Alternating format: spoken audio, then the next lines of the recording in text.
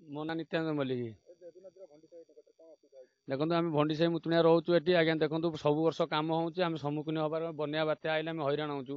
କହୁଛନ୍ତି 30 foot 40 foot କାମ ହେଉଛି, ଆମରି ପୁରୁଣା ପଥର ଯିଏ ରହୁଛି ସେଇ କାମ କରି ତାକୁ ରିପାରିଂ କରିଦେଇ ଯାଉଛନ୍ତି।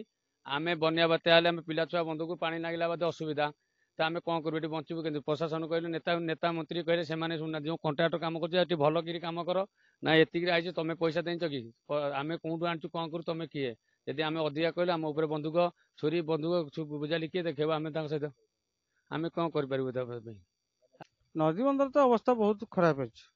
ଏଠି କୌଣସି କଣ୍ଟ୍ରାକ୍ଟର ଆସନ୍ତିନି କି କୌଣସି ନେତା ମନ୍ତ୍ରୀ ଆସନ୍ତିନି, ଦେଖିବାର ବି ନାହାନ୍ତି କେହି। କ'ଣ ପରିସ୍ଥିତି ହେଇଛି ବର୍ତ୍ତମାନ ଏକା ବନ୍ୟା ସମୟ ଆସିଲା, କୋଉଠି ରିପାରିଂ ନାହିଁ କି ଦେଖନ୍ତୁ ଗୋଟେ ଗୋଟେ ଜାଗାରେ ବହୁତ ଘାଇଲା ବି ହେଇଛି ବନ୍ଧ। ଆଉ ମାଟିର ଟୋକେଇ ତ ପଡ଼ିବାର ପ୍ରଶ୍ନ ନାହିଁ। ଆଉ ଯଦି ବି କଣ୍ଟ୍ରାକ୍ଟ କିଏ ଗୋଟେ ରିପାରିଂ କାମ ଆଇଲେ ସିଏ 10 ଟୋକେଇ ଜାଗାରେ ଟୋକେଇ ପକେଇନି ଖସି ପଳେଇଲେ, ତାଙ୍କର ବିଲ୍ ହେଇଗଲା ତ ଓକେ।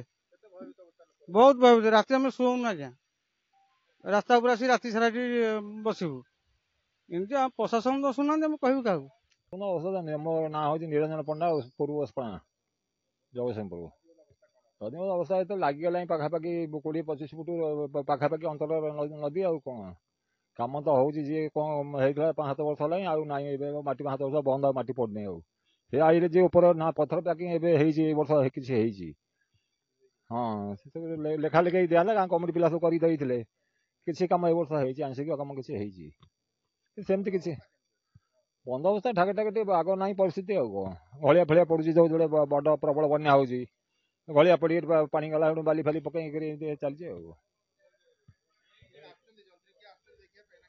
ହଁ, ଯେତେବେଳେ ଦୀର୍ଘ 10-15 ବର୍ଷ ହେଲାଣି ଏ ନଈ ଖାଇବାରେ ବ୍ୟସ୍ତ, କିନ୍ତୁ ନଈ ପାଇଁ କୌଣସି ପ୍ରପୋଜାଲ ନାହିଁ କି କୌଣସି କାମ ତା ପାଇଁ କରାଯାଉ ନାହିଁ।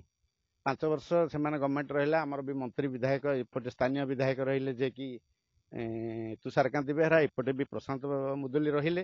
ତାଙ୍କୁ ବି ଆମେ ବାରମ୍ବାର ରିକ୍ୱେଷ୍ଟ କଲୁ। 20 ଲକ୍ଷ ଟେଣ୍ଡର ପାଇଁ ବି ଆସିଥିଲା, 20 ଲକ୍ଷ ଟେଣ୍ଡର ହେଇଥିଲା, ତାକୁ ବି କ୍ୟାନସେଲ କରିଦେଲେ। ତେଣୁ କିଛି ନାହିଁ କେବଳ ବଲ୍ହା ବାଡ଼େଇ ଦିଆ ହେଉଛି, ବାଲି ବସ୍ତା। ଇଏ ଆଜ୍ଞା ଆପଣ ତ ନିଜେ ଆସିଛନ୍ତି, ଆପଣ ତଦାରଖ କରୁଛନ୍ତି।